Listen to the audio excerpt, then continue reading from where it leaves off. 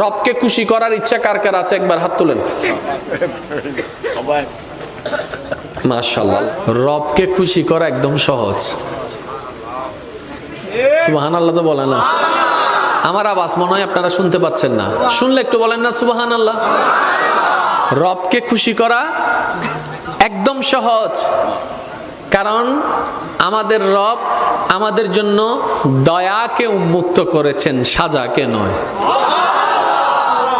এবার আসেন হাদিস শরীফটা শুনলে আপনারা বুঝতে পারবেন। মনোযোগ মনোযোগ।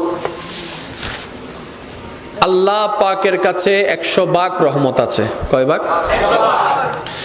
এই 100 ভাগ রহমতকে আল্লাহ 2 ভাগ করেছেন, 99 ভাগ একটা, 1 ভাগ একটা।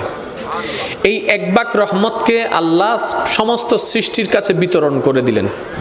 এই 1 ভাগ রহমতের কারণে মায়া সৃষ্টি, এই 1 ভাগ রহমতের কারণে আবেগ সৃষ্টি, এই 1 ভাগ রহমত থেকে মহাব্বত সৃষ্টি, এই 1 ভাগ রহমত থেকে ভালোবাসা সৃষ্টি। আর সেই ভালোবাসাটা কেমন দেখেন, সন্তান ডেলিভারি হবে, এই ব্যথাটা সহ্য করতে গিয়ে অনেক মা ডেলিভারি করতে গিয়ে মারা যায়, সেটা মা জানে।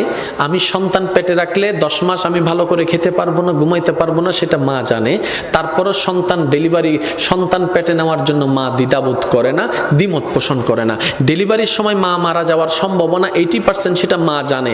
ব্যথা সহ্য করার মতো না, সেটা মা জানে। তারপরও মা হাসি মুখে সন্তান পেটে নিচ্ছে, ডেলিভারির জন্য প্রস্তুতি নিচ্ছে। এবার মাকে জিজ্ঞেস করলাম, মা তুমি না সেই মা সামান্য একটা সুইয়ের ব্যথার জন্য তুমি চিৎকার করে উঠেছিলা? তুমি না সেই মা সামান্য একটা তেলাপোকা দেখলে লাভ দিতা? তুমি না সেই মা টিকটিকি দেখলে এই দিক থেকে ওদিকে দৌড় দিতা? তুমি না সেই মা অন্ধকারে তুমি বসতে পারতা না ভয়ের জন্য? আজকে তুমি নিজের জানের রিস্ক নিয়ে নিলা। তখন মা উত্তর দেয়, সন্তানের চেহারাটা এক নজর দেখার জন্য, সন্তানের চেহারাটা এক নজর দেখার জন্য।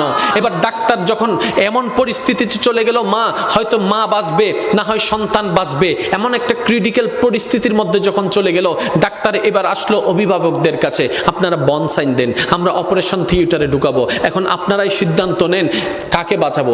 মাকে বাঁচাবো নাকি সন্তানকে বাঁচাবো?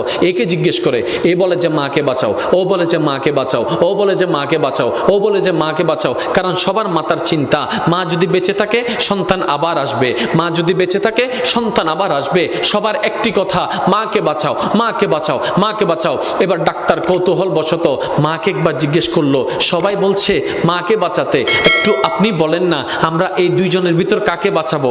আপনাকে বাঁচাবো নাকি সন্তানকে বাঁচাবো? তখন মা, একমাত্র মা, সে উত্তর দেয়, একমাত্র মা তখন চিৎকার করে বলে, ডাক্তার আমার সন্তানকে বাঁচান, আমার সন্তানকে বাঁচান, আমার সন্তানকে বাঁচান।